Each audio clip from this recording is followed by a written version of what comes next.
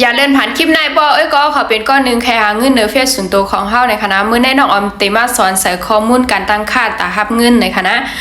หนังน้องออมตรวจทบมาเหตุขึ้นมาแบ่งปันนี้ไว้ก็เขาในคณะก่อนกันด้วยก็ขออย่าลืมกดไลค์กดแชร์กดติดตามไว้ปันช่องน้องออมพองคณะหนังฮือเตเป็นแห้งใจน้องออมเฮ็ดคลิปลงปันไว้ก็เขาต้วยกูวันในคณะอำปองใจอีสังในก็เขาสามารถคอมเมนต์ไว้อะไรตั้งใจในคณะน้องออมเด็กข้าใจเสียเตมาต่อปันไว้ก็เขาในคณะโอเค let's go เฮามาเตยจำกันคณะว่าได้เฮ็ดจังหือค่ะโอเคเฮาก็มาดีดูแดดปอดคณะกดเข้าว่าดีนะคะ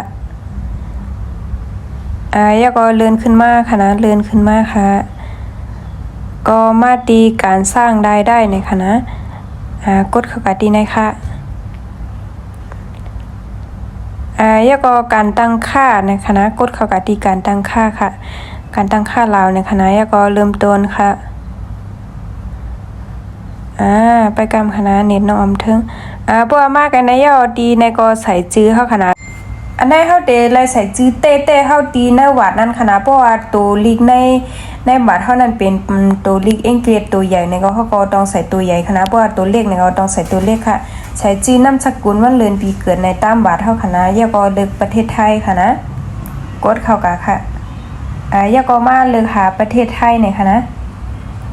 เอาไทยอย่างใจประเทศไทยกูก็แต่ว่ามันก็ใจนะประเทศไทยเนี่ยแต่ก็ใส่ไว้ไทยนี่เนาะเดินขึ้นมาค่ะเดินขึ้นมาประเทศไทยได้มีดังใต้ปุ่นอยู่เนาะมันติมีไกลไว้เงินค่ะเลื่อนขึ้นค่ะไท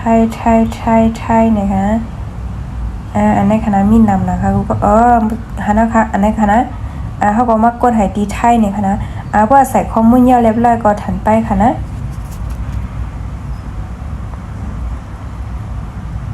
อันนี้ก็เลือกประเทศไทยคณะเพราะว่าดังเหนือในสังเกตด้วยดังเหนือของคณะเลือกประเทศไทยคณะแล้วก็อันในมาเต้เขาก็เลือกบุคคลทั่วไปเนี่ยค่ะเนาะเจ้าของคนเดียวเนี่ยค่ะเนาะเพราะว่าเขามีธุรกิจเองเนาะเอาค่ะแล้วก็เลือกถันไปค่ะโอเคกดถันไปเอาค่ะเพราะว่ามานาในยาวไหนก็อันในเดเป็นจื้อที่เขาใส่เมื่อไงค่ะนะเขาก็เลื่อนขึ้นมาเองค่ะอันในเดเป็นวันเดือนปีเกิดจื้อเขาเมื่อเขาใส่เมื่อไงนะก็ไม่เขาก็มาใส่ที่อยู่หลักนะคะเนาะดีอยู่เฮาเต้ๆนั่นค่ะนะดีอยู่เหมือนจังนั้นเฮาสั่งของจังนั้นค่ะนะแล้วก็เบอร์โทรแล้วก็อีเมลค่ะแล้วก็เลขบัตรประจำตัวค่ะนะใส่ดีในค่ะนะพวกก็ขอใส่ยาวไหนก็มาเต็กถูกปันดังไปในค่ะนะกดเต็กถูกกันนะคะอันนั้นค่ะนะกดเต็กถูกปันค่ะเอาค่ะเพราะว่าเฮาใส่ดีอยู่เฮายาวเรียบร้อยยาวไหนก็เฮาก็กดถันไปค่ะนะเต็กเข้ากับค่ะกดถันไปค่ะลิงวันซีธนาคารด้วยตัวเองในคณะอันตั้งหนึ่งในคณะกดอันไหนค่ะคณะในก็มันเดให้เขาใส่หมายเลขวันซีของเขานะคะนะเลือกประเทศไทยคณะแล้วก็ชื่อเจ้าของวันซีค่ะอันตั้งแต่ในเตเป็นสวิตโค้ดค่ะนะ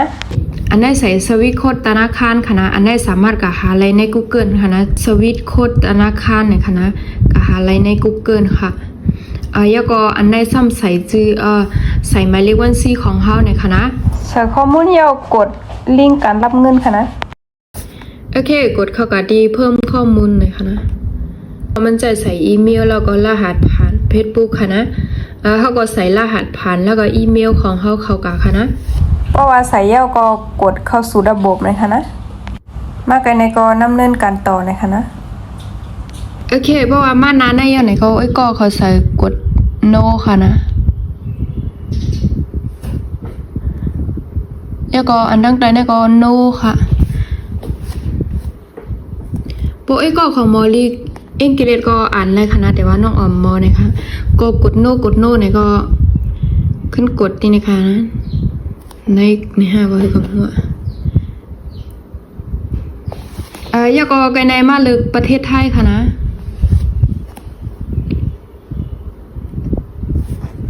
เดินหาประเทศไทยค่ะมีดังใต้เนี่ย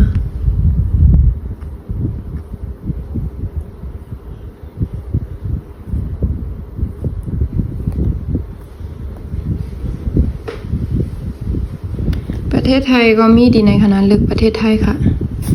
โอเคกด next ค่ะ โอเคแล้วก็กดถันไปค่ะแล้วก็มาเช็คตีอยู่เฮาว่าจงมั่นใจในคณะแล้วก็เนกค่ะอันนี้กด 0% ค่ะนะโอเคแล้วก็เนกค่ะทีนี้ก็มันเตะให้เฮาใส่ลายเส้นนะกูก็จื้อเฮานะอย่าลืมเต็กถูกตั้งเนินค่ะนะบ่ใส่จื้อ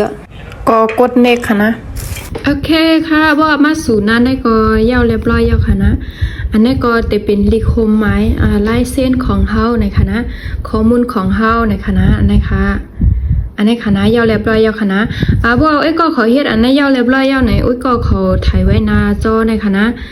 ถ่ายไว้อันนี้ค่ะนะก็กดดินะคะเย่ยาวเรียบร้อยแล้วค่ะนะก็กดค่ะมาสู่หน้าในก็ยาวเรียบร้อยแล้วค่ะจงหันค่าตั้งเนื้อนั่นการตั้งค่าเสร็จสมบูรณ์นะคะนะเจ้าก็กดเรียบร้อยค่ะอันนี้ค่ะได้ในค่ะนะเพราะว่าเฮาตั้งค่ายาวมันก็ดีขึ้นมาเฮ็ดในค่ะ